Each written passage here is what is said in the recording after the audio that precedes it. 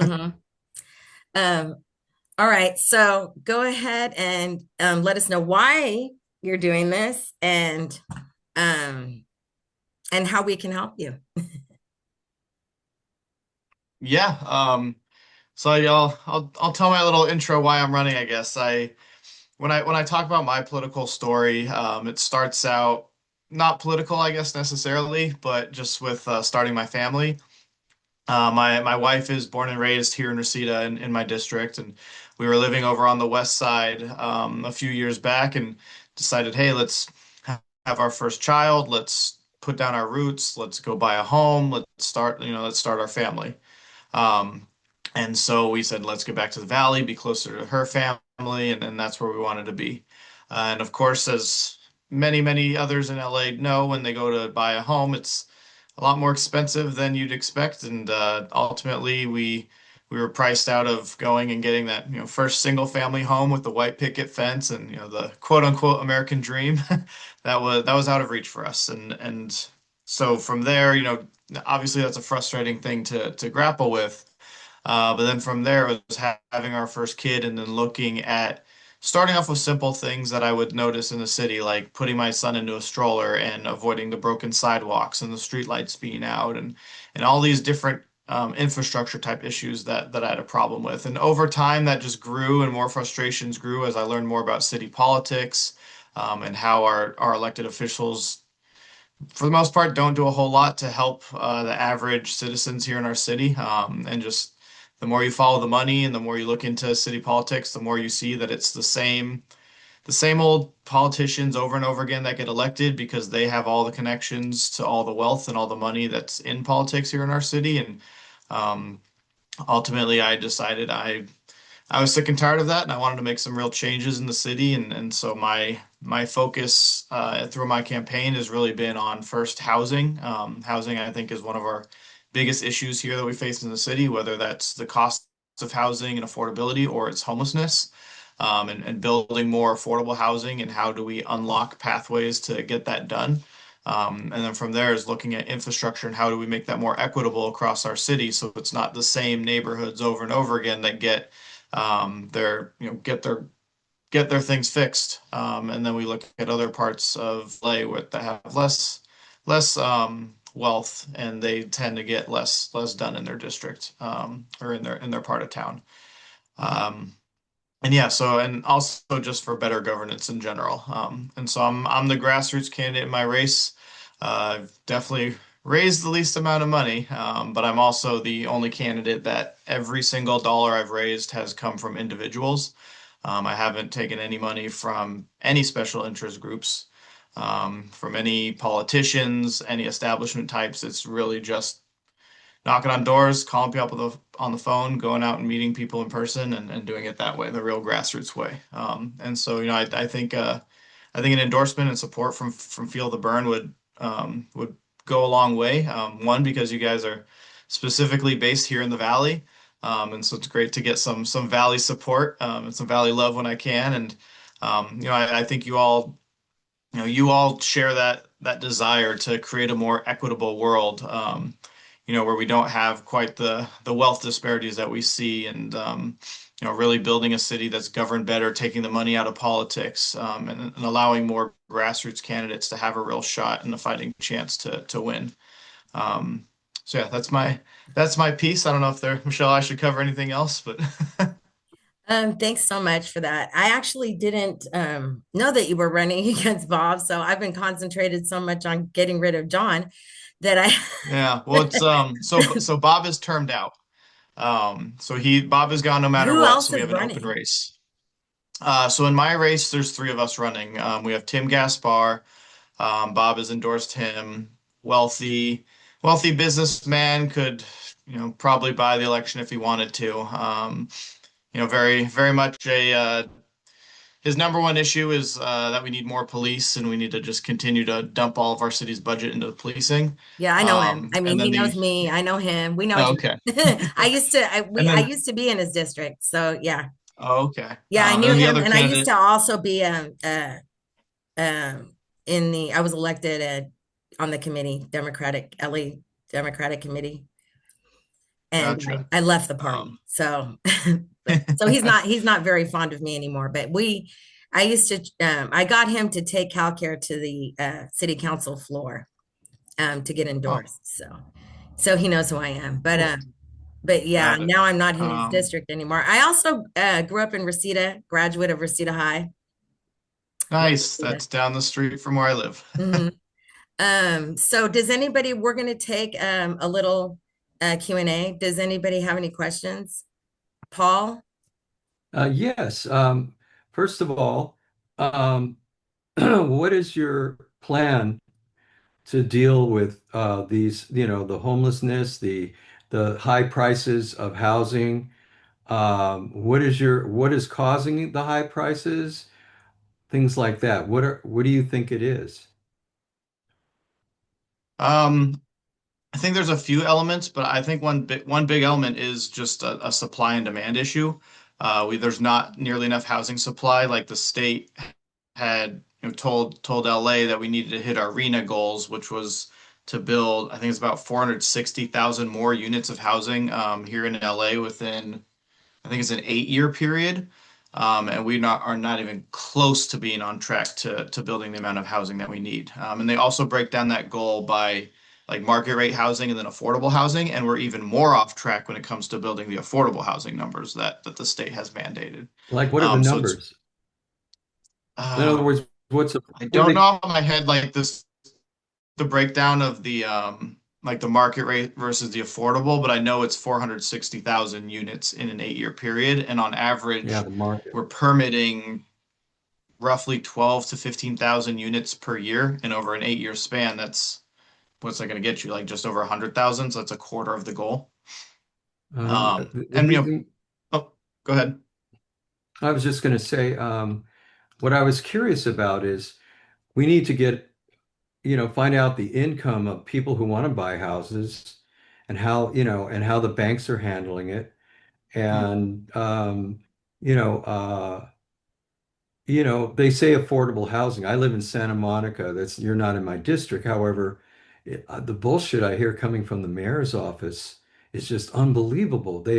We have lots of housing here, but it's unaffordable. And their idea of affordable housing is $3,000 for a studio apartment, for a Hmm. rent. So what Yep, is, not what affordable. I think it, Without right. a And what needs dishwasher. Right. And we need to take the temperature of the population and see, how many people in the population can afford renting and buying, Hmm. and what is their income levels. And, it seems that everybody wants a piece of the pie. And, so that, if you have any idea what the temperature is. Hmm. I mean, I know 3,000 for a studio does not sound like affordable. It sounds like market rate housing to me. Exactly. But I mean, I know when you look in like the city of LA, there's a massive wait list for affordable units Mhm. because there's not enough of them. Based on that alone, I would assume that the temperature is there's a lot of people that are hurting and needing those affordable units. But even if you're looking at like people like me and my friends and those who are in in your mid 30s, starting your family, you want to buy something small. There's not a lot out there, even if you're looking in the buyer's market. Um, but I mean, and even now, like rents have gone up. Where if I had to rent again, I don't think I could even afford rent. Um, but I think there's some keys of how we can unlock being able to build more affordable housing in Los Angeles. Part of that is relooking at the way that we zone our city. 74% of LA is zoned as single family housing. So when we're looking at building more dense housing, more apartments in parts of the city, sometimes we're just restricted and we can't. Or in parts of the city, the zoning may only allow for a couple stories of density, where it would make much more sense to go higher. And especially when you're looking at like building near transit, building in commercial corridors, building in the places that people want to be able to walk around and have these vibrant, livable communities. It's just so prohibitive of building. So whether or not whether or not you're looking at private developers trying to build or building some kind of city type, like if we look at like Measure ULA, for example, we have all this money coming in from the mansion tax, but it's still going to be hard to deploy it and to actually build and get what we need built because of all the other regulations and issues that we have in the city. And you still need that like political will as well from our city council and our mayor to say, no, we need affordable housing and let's build it and let's not let, the wealthy homeowners up in the hills say, oh, but don't build it near me kind of thing. Indeed. And so We got I one more think minute having and just Oh, like, sorry. Yeah. So having the political will to do it, changing some zoning laws and some other things with permitting could speed up the process, regardless of where the funds are coming from. I believe Maria had a question. Yes, just want to make sure my mic is working. Yep. Uh-oh. Oh, it is. Thank you, thank you, thank you. Good evening, everyone. Thank you for being here. Thank you for having this platform. I am working closely with a project with the rapper The Game. The Game has a song out called Head of State, which is saying what he would do if he had 24 hours to be the president. We are working closely to see what we can do to bring more young people between the age of 18 and 30 to the polls. This is a lot of work for me, but the gang put this task on me and I am willing to do it. So, my question to you is now keep in mind, we are trying to get people between the ages of 18 to 30 to the polls. One, are you willing to sit down with the game and I, or just I, to see your views on what his topics and his views of what he likes? Second, if you had 24 hours to be the president, what is the one thing that you would change and or do and why? And thank you. Wow. I mean, definitely, I would love to sit down with the game. I'm a big hip hop guy. I grew up on that. Hate it or love it's coming to my head Total right beat now. girl right But here. Total beat girl. Just FYI. um, Know it no, all. I think Ask that's me an anything. Old school, Thank new you. school, all of it. But I think that that's an awesome thing that he's trying to do to get younger people to polls because that's an element of my campaign that I'm focused on is getting out younger people, lower propensity voters to show, hey, there's a reason to vote. I think that's the biggest issue is showing them there's a reason for them to show up to the polls because traditionally if they did go to the polls, they look at their ballot and they go, okay, it's two of the same kind of thing, like they're choosing between bad and worse. And so I think having a reason to show up and the fact that I'm still in that demographic. I'm 35. I'm not quite aged out of the younger population, or I'd hope I'm not aged out of the younger population. But if I was president for 24 hours, what's one thing I would change? I mean, if I'm suddenly president tomorrow, I think it's just abolishing ICE. But if we're in normal times, and I was president, I think, shoot, I'd also love to wipe away the student loan debt. I think young people get behind that one. Thank you so much for your time. And put your information in the chat. I will follow up with anyone that's running that is willing to sit down and listen to his views, and we can go from there. Thank you. Thank you. Thanks, John, for coming. And I'm going to go ahead and get this out to our membership, and I'll let you know in about 3 weeks. And Cool. Maria, Thank you. that's totally amazing. Total, like I said, hip hop head. Not only that, Feel the Burn combines arts with community all the time. And I'm sure you've seen, we've had bands play here. And that's one thing that we do. Kason actually has a promotions that he does on the side where he promotes bands and everything. So yeah, that's really cool that you're doing that. And that's really cool that he's doing that also. Yeah. Um, Yes. Yes. Thank you so much. Next we have Nichelle Henderson, who is running for California Superintendent for Public Instruction. Let me go ahead and get her on the screen. Oh, is she still here? I don't see her. Wait. Here. Oh, I can't find it. Hold on. You need me to raise my virtual hand so you can see me? Oh, here we go. Oh, There we go. Now pin her. Well, thank you, Hey, Michelle. hey, Um, Michelle. Good evening, Democrats. My name is Michelle Henderson. I am a career educator running to be the next state superintendent of public instruction. I am running to be I am running for this position because I really truly believe, as I know that you all do, that real experience gets real results. In my 30 years in K-12 public school classrooms as a former sixth grade teacher and currently as a teacher educator and clinical field supervisor for a teacher credentialing program, I have seen and see firsthand how a lack of prioritizing through our funding, a lack of accountability, and a lack of transparency negatively impacts student outcomes and their opportunities. It is really important that we address the barriers to access that are caused because of the consistent decreases in funding, and also how education legislation is so misaligned with actual implementation on the ground level. So, the best of intentions happen, so they say, in Sacramento, but there's a true disconnect, and it is because we have so many folks making decisions about education that have no background in education. My vision for public schools is really simple: fund them, to fully fund them. And it sounds like a really Pollyannic, ridiculous idea, but schools, I'm a trustee on the Los Angeles Community College District. We're the largest community college district in the country. We have 9 campuses.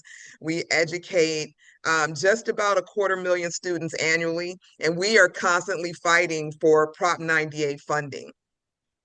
Prop 98 in 1988 was a floor where base funding for our K through 14 schools, where 40% of the revenue from the general fund is used to fund education. Since that time, we've had some increases, we've had some decreases, but they've been based primarily on butts being in seats. So the funding formula for California states that students must attend school, but our mechanisms for funding, such as Prop 98, is based off of enrollment. Our funding formula should also be based off of enrollment, because enrollment makes for more sustainability in terms of the funding that schools have, because they know what they'll have based off of enrollment. So if you have a school that you can have 2,000 students and 2,000 students are enrolled, you get paid for 2,000 students. But if your funding is based off of student attendance and you have the capacity for 2,000 students, but only 500 are enrolled, you're paid on 500, but you're still educating 2,000. That is a ridiculous idea around funding. And also, with decreases in funding, they happen during what we call budget crisis. And instead of cutting the other 60% of the general fund, we cut education first, which means we don't hire teachers, we don't hire classroom aides, we don't hire counselors, we don't make sure the schools have full-time nurses. That is a real thing. We don't have adequate mental health supports. And so we have folks that continually say we need more money, but they're making the decisions that prevent us from having money.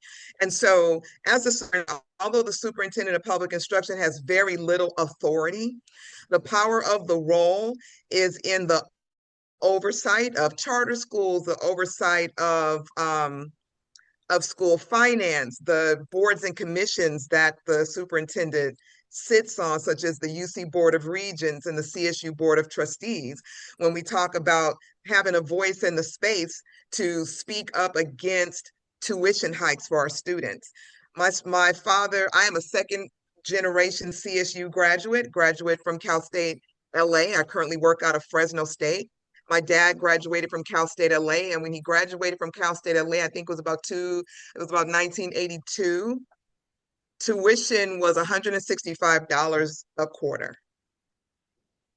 Tuition now at the CSU is touching up around $3,600 a semester. that is a state school. So that, that is normally our alternative for students that really can't afford to go to college, but want to get a 4-year degree. The other issue that a decline in funding impacts is our community colleges and our high schools' ability to offer dual enrollment programs, to offer workforce training opportunities. CTE classes are the bread and butter of our economy. Where our economy is only as strong as the least amount of people that are unemployed and houseless. And right now, we have a huge disconnect between those that are housed, those that are unhoused, those that are employed, and those that are not.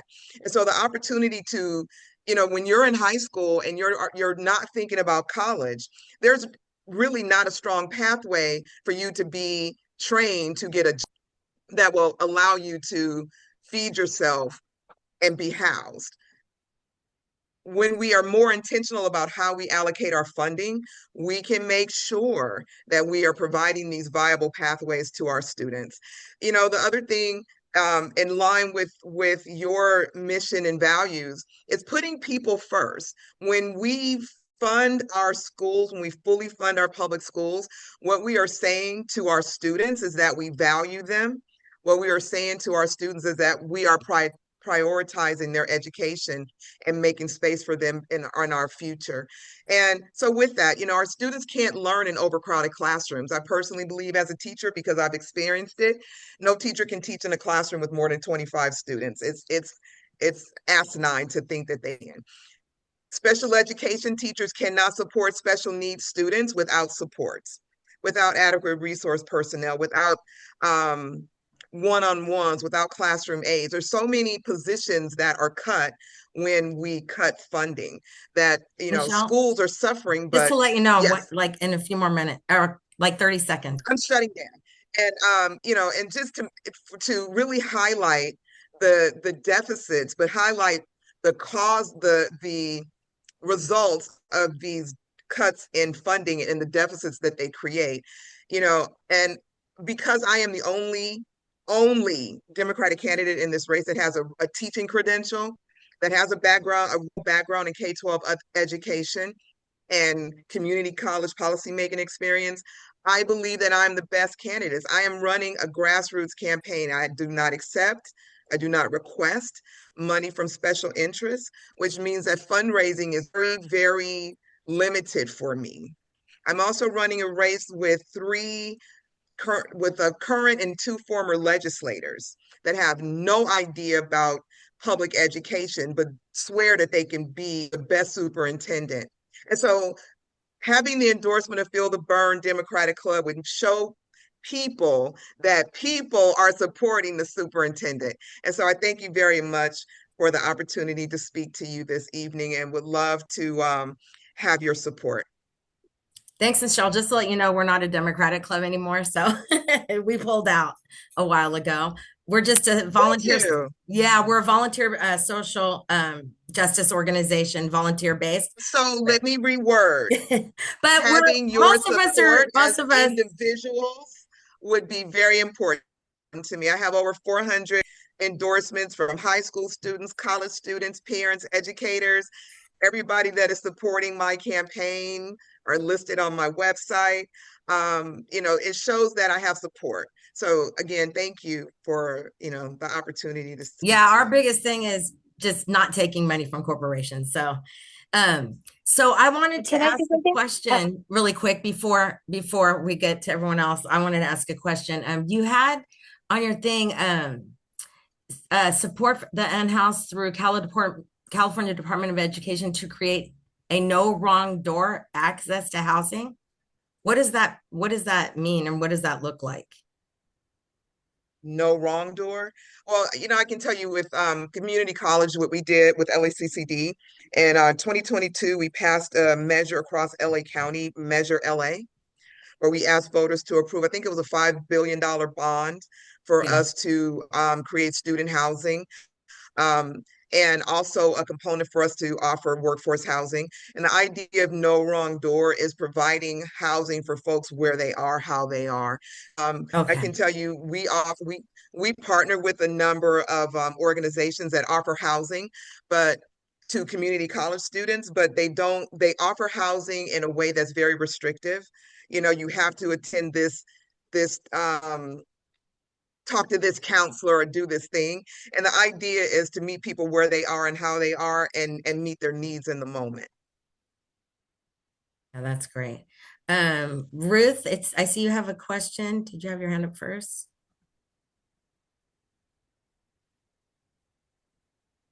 I'm ready if Ruth's not, or Ruth would Ruth, raise are her you there? hand. Yeah, I'm here. I'm sorry, having technical Hi. difficulty. Hi, Nichelle. I've met you a couple times. I'm a delegate for Ventura County Central Democratic Committee, and I'm a fellow educator. I'm a fellow teacher. So I have two Yes. questions for you, because there are uh, ma two main crises in public education in California. The most pressing one for me, as a union leader, I'm a member of UTLA. Um, I'm upset that I'm probably going to have to go on strike next month or the month after, either February, for a cost of living increase.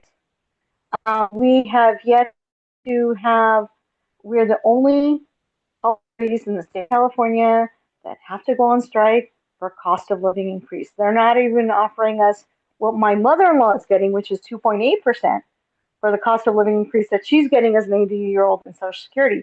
So I have to go on strike again, in my 26 years of teaching, which is ridiculous. So I would like to know, would you, as superintendent, push for, advocate for legislation that includes educators, so that we, as public employees of the state of California, like everybody else, like the firefighters and the cops, get that automatic cost of living increase? Because I'm really tired of going on strike just to be able to afford. 40% of the teachers in LUSD qualify for low income housing. That's how serious Yeah. it is that we have to ask for that. So that's my first question. Yeah.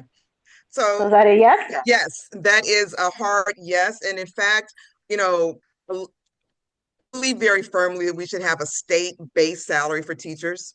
So regardless of where the area that you work and live, because oftentimes for teachers, they're not the same area. Teachers should be able to live in the areas that they work and work in the areas that they live. And there should not be a situation where our teachers are part of the working poor. We build every other profession. In LACCD, we just approved a pay increase for our faculty. You know, we have a lot of Me Too clauses, 10%, which included COLA. And for our labor groups that wouldn't have necessarily automatically gotten COLA, we just included them. So, again, prioritizing our workforce, but also ensuring that our workers are able to live and thrive. You don't want to have to wait to retire at 85 and then still have to worry about getting a COLA. My second question is what I feel is the second major crisis is that we're losing teachers left and right. I've been an educator since 1999, and I was offered a position out of the classroom, and I took it because I have been battered and assaulted by students multiple times.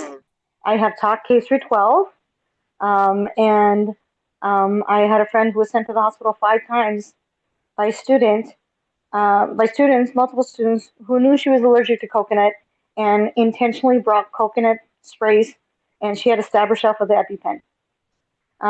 We are all suffering major health consequences. I was actually diagnosed with PTSD by a psychologist because of the trauma that we endure as educators in the classroom. And I know that it's because principals are being told that they cannot, the only way they're measuring school climate is by suspensions. And so principals do not suspend students, even violent students who are assaulting teachers, students, throwing desks, throwing tables, threatening us.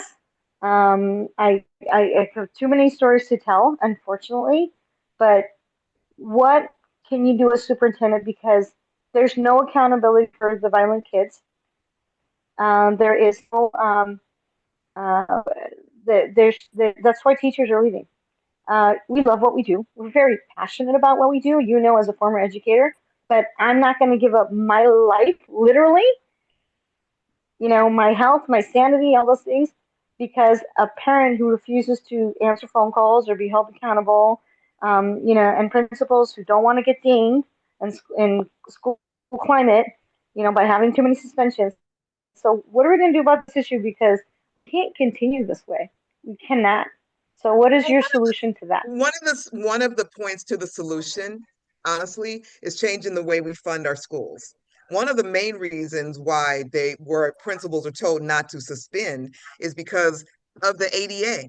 If the school is reliant on average daily attendance, the more students you have suspended for longer periods of time, the less money you're going to get. So when you have an enrollment-based funding formula versus a student attendance formula, then you know what your money is. You're not in jeopardy of losing it. But also for just across the state, for there to be a plan for how we address violence on campus, for instance, having a no violence policy that's adhered to. But also very often now we're finding that when we have these policies, they impact certain students, certain demographics of students. It's usually our Black and brown students. And there's no mental health counseling. There are no psychologists on campus. And so when you're not fully funding your schools to have these resources, you have these problems in increasing numbers. So the idea is to fully fund our school, but to be very intentional about what that looks like. I have a very good friend that had her back broken at work. A student was running down the hallway, two students, and one pushed her as he was running. She flipped over a banister and fell and broke her back. Um, and all the district offered her was to just be off work on workers' comp for a little bit. So we do have to do a better job of really identifying what it looks like to protect our teachers, but also what it looks like to provide support for our students. And if you keep violent students out of the classroom, enrollment will go back up. Because I had students who Oh, I left agree. because, they were scared to come to They don't school. feel safe. Yeah. Yeah, yeah, I agree. Thank you, I Michelle, agree. for running. Sorry, Thank sorry, you. guys. Of course, thank you. There's no more time. I Nichelle, have a did quick, you want to put I just your, have a quick question, okay, go ahead. Michelle, if I Go could. ahead, Sonali. Nichelle, hi. My name is Sonali. We have met before. I'm the Indian We girl. have. Okay, you remember me. Okay, I'm honored. Yes. Thank you. Hi. I'm on a show called my latest TV show, Humbly is Virgins. It's on Hulu, HBO Max. Anyway, my question is, I was born and raised in New Jersey. My parents are from India. I recited the Pledge of Allegiance every morning in the New Jersey public school system.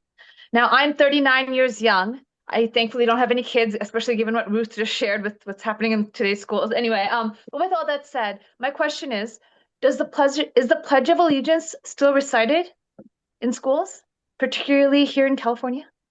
That Yes, is a it very is. good question. Yeah, It it is is. still some schools they do it in the classroom. Some schools they do it, they have the students line up on the yard, like at the beginning of school, and they say it outside. But yes, it is. Okay. So, It like is. I said, I'm 39 years young. I still remember it by heart. The final three words, and this is for everybody here.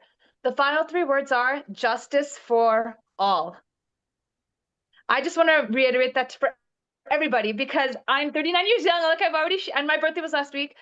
There is no justice for all. I've seen a sliver of life. Exactly. It's been 17 years since I graduated college. I have a finance degree. I used to work on Wall Street. Nichelle, finance degree. My starting salary at JP Morgan was $60,000 in Manhattan. That is not enough to make ends meet. Especially Like not in it's just Manhattan. yeah, exactly. Like the injustice. And I'm really glad I don't have kids. Really, I have no biological clock. Like because kids are expensive, right? Anyway, kudos to all you parents in this group. But yeah, this is why like, corporate dirty politics and corporate corruption make my blood boil. Because my Oh yeah. parents came here for a better life from India. Like, give me a break. So I just want to be Yeah, vocal I, about I that. Yeah. absolutely agree with you. There is no Justice for all justice my foot. for all. Like, Exactly. Exactly. We It's preach all it, a but we don't scam. practice it. Exactly. Damn. I Sorry, agree. all of I it. agree. Even I agree. housing, even nonprofits and housing, it's turning out to all be everything's Housing is scam, the biggest joke. You look scam. at the city of LA where they had double H and what is it, triple H money, and they spent the majority of that money hiring consultants to tell them that they had a housing problem. Now all of the Oh, that money is irritates me gone, so bad. and I they're don't even. blaming the new mayor because she can't do anything about housing. But then we have congressional representatives that don't see the connection between their pushing cities to build housing. The housing developers are not tied to a particular cost.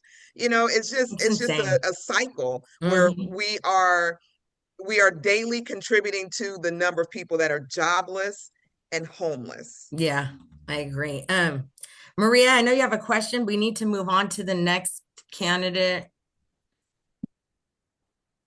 But did you want to, Nichelle, can you put your information in the chat? Yes, yes, I will. And then so people can contact you if they want to. Yes. And then hold on one sec. Um,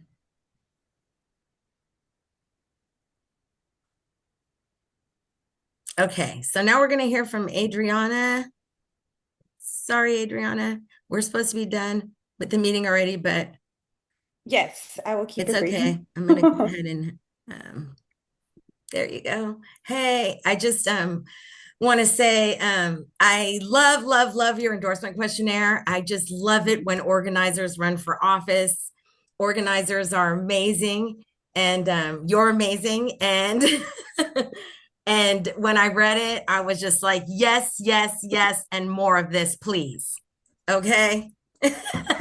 Thank you, um, Michelle. I want to say Um, also first condolences to your cousin and your uncle. Um, and I saved the best for last because you are truly an organizer, and thank you so much for all your work. And we need to touch base after all this. Just saying. yes, Okay. thank So you. your answer on reparations. Can you please go more into that? I really loved it. Is there any way, that's my question. Can you go more into that when you're discussing why you're running and everything? And so Yes, Adriana is running for city council in district, what is it? I forgot the district number. District 9. Mhm. District 9. And tell us why you're running, and definitely go into more on the reparations thing because that was amazing. Yes, so good evening, everyone. My name is Adriana Cabrera, and I am running to represent the community that raised me, South Central LA, which is also known as District 9, in the city of Los Angeles, because for decades, our local government has been erasing our community. District 9 is being treated like a sacrifice zone. ICE is raiding our neighborhoods. The city is selling our homes, small businesses to corporations, and gentrification is erasing our neighborhood. And we will not be silent. Our community has power. And when I get a seat at City Hall, we will pass policies and city budgets that honor everyone who lives here.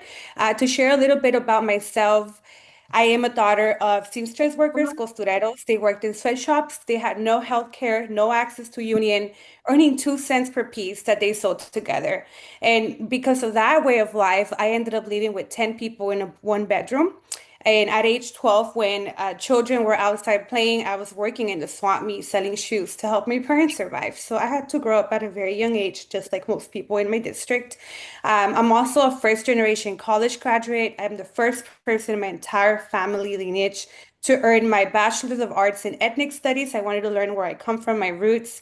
I also wanted to learn more about public policy and why our communities are shaped as. So I have a Bachelor of Science in Public Policy and Management, a Master's in Education Administration with an emphasis in critical race theory, because our race does impact the way in which we get served, not just at the local government, but all the branches.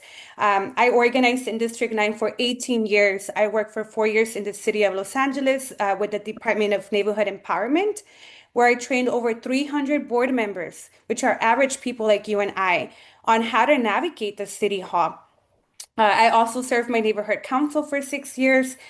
And I work with my local congresswoman, state assembly member, and I currently serve as the Region 9 budget advocate to look at the city budget and where the money is going and advocate for the money to go towards our community.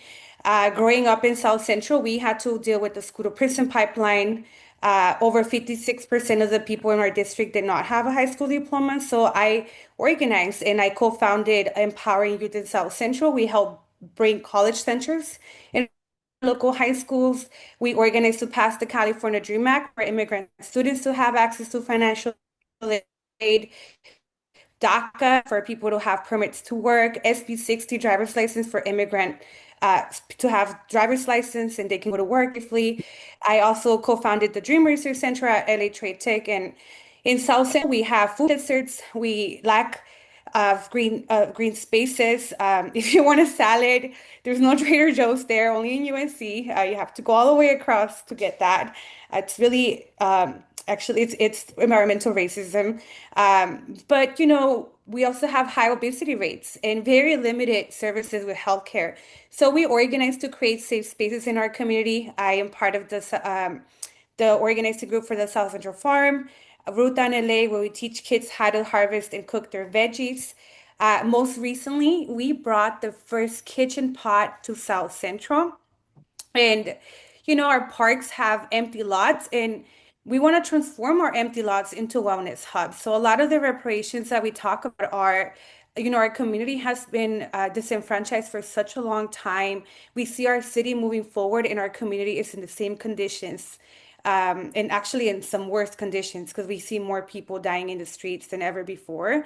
Um, when ICE began to raid our community in February, I organized with my neighborhood to distribute over 12,000 meals, Know Your Rights workshops, and we connected the people who are being picked up by ICE. We go out there and we patrol our neighborhood and we You like collect it? people information and we connect them to legal aid services and rental assistance. Um, while other, candidates are campaigning, I decided to support people who are being directly impacted because that's the leadership that I want to bring to City Hall. Um, my top priorities are to improve city services through good governance.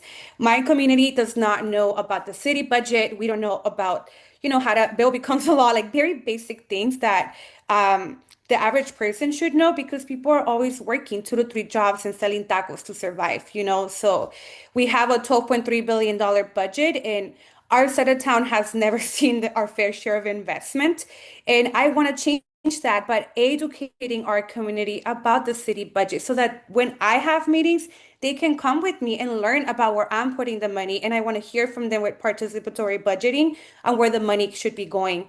I also want to build the first educational labor center in our district to create living wage jobs, expand local hiring programs, union apprenticeship programs, and open city contracts to become accessible to everyone. If you have a business in the city of Los Angeles, you should have access to contracts in our city. And right now, that's not the case. It's corporations and friends of the elected officials, and that needs to change. We want to build housing with dignity, protect renters, expand home ownership, investment without displacement. That's also part of reparations.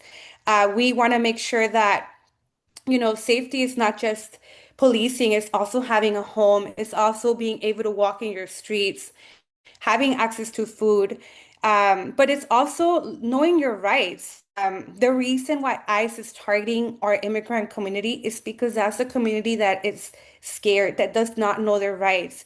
They don't know, a lot of us, like I'm the first person in my family to go to college, so I had to fight for my family. My entire family did not know their rights until I learned English. And therefore we need a walking center where our communities can learn. So we do have a legal aid service hub in our district where people can come and learn all their rights, their immigrant rights, their labor rights, their renter rights. Our community will look a lot different because knowledge is power.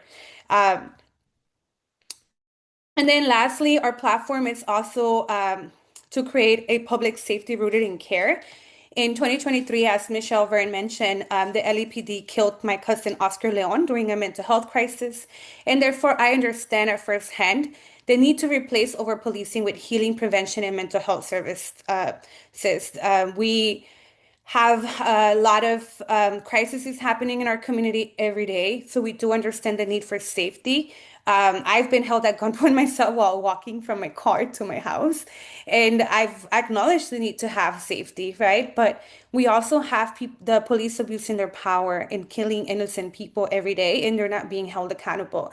So if we want the community to trust our public safety system, then it needs to start by modeling the way and care. Because the reality is that right now with ICE, our community is scared of the police. Like every day I get phone calls, so like ICE is here, and it's not ICE, it's the LAPD, but it's ICE or the LAPD. Our community sees people in uniforms and they think it's the same thing because it kind of is. You see them arresting protesters, instead of taking care of our communities. They can, at the bare minimum, I attended through the neighborhood council. I've attended meetings with the mayor, and I am not afraid to speak up. I think that's one of the things that I take pride in all the candidates that are running. I am not afraid to speak up about the issues impacting my community because for me, it's a life and death situation. I know what it's like to lose family because we don't speak up, because we don't know our rights.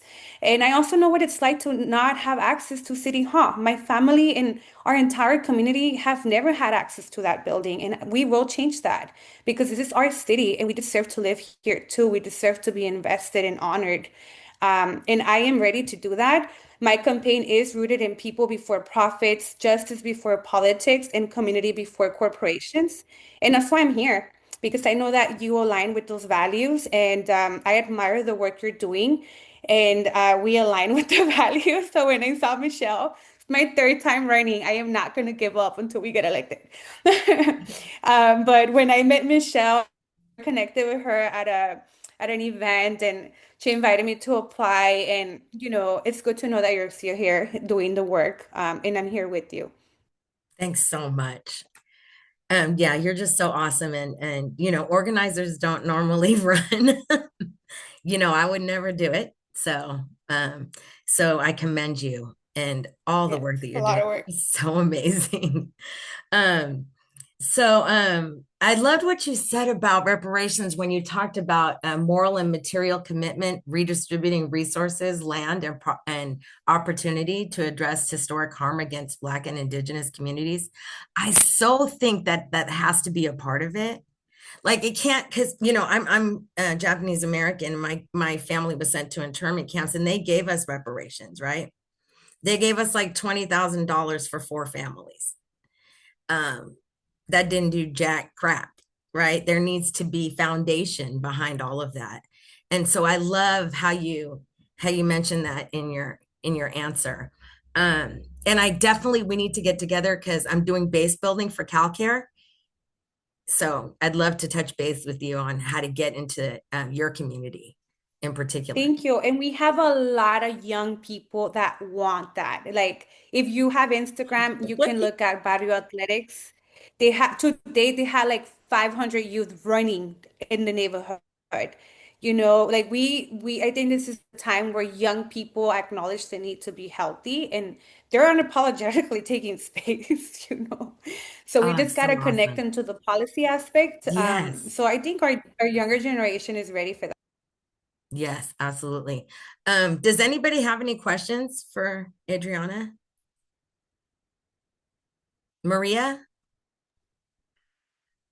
Good evening, Adriana. Thank you for being here. I wanted to make sure that I be fair and able to ask everyone that's running the same question so that way it wouldn't be favoritism.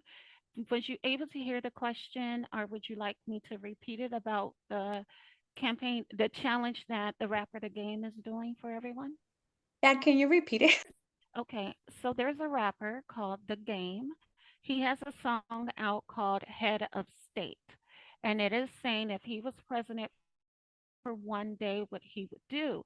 And some things that he mentioned is getting all the kids from out of foster care and taking them to a new home, telling them to come with him and take them to a better place, a new home. Another thing that he's saying and talking about getting rid of gang violence, et cetera, et cetera. So my question to you is, if you was president for one day, what is one thing that you would change and or do, and why? Now we're targeting people between the ages of 18 to 30 to try to get them to the polls.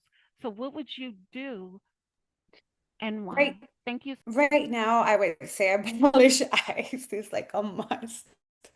Um, because people are terrified of the system, you know, and I would say that would be the number one priority to abolish ICE.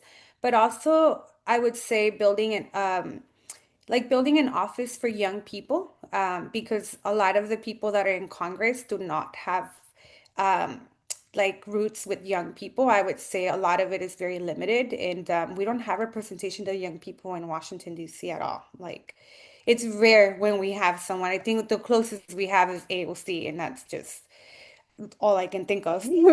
So I would say create an office like in our constitution to have young people to be able to lead like a office of young people in, you know, economic development or education. It's much needed because the generation before us, they left us in a very awful economic level, and we have no say in anything.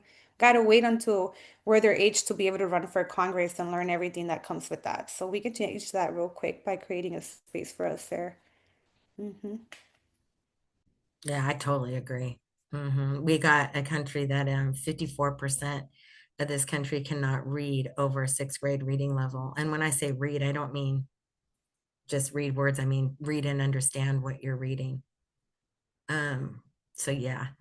Does anyone else have anything else? If not, um, I'll say I'll stop this segment and I'll stop the recording.